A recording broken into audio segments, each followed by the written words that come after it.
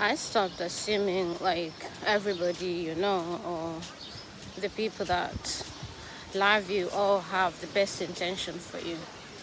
I was surprised when I had somebody that I really treasure, that I know what they said behind my back. I was like, that's not true.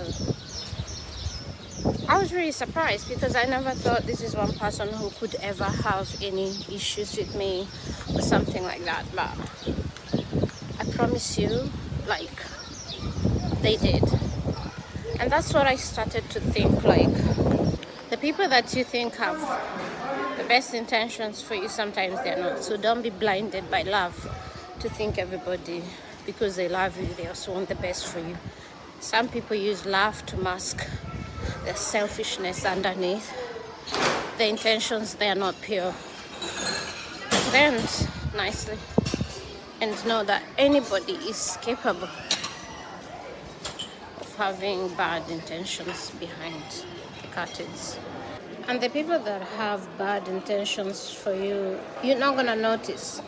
This doesn't mean like everybody surrounding you has bad intentions. It just means like always stay neutral sometimes in how you believe in people and how you think, oh my God, everybody wants the best for you the same way you want the best for yourself. Always know like there could be a but people can't show it. People are out here wearing masks. When you make a phone call with them, they're like, oh my God, it's like you're the best thing. You're like, everything is so good. But the things that they have in their heart, they're dirty and they're not pure at all. So for me, what I learned is I'm still very cool with this particular people.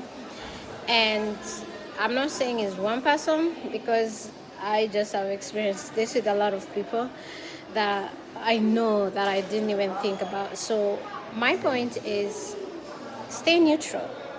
Always just have a feeling like it's the people you think. Because for me I was really surprised, but I never treat them different. I just pretend I don't know their intentions, and I stay like we're cool. So in their heart they're thinking, oh my God, their act is still good and they can still fool me, but I know.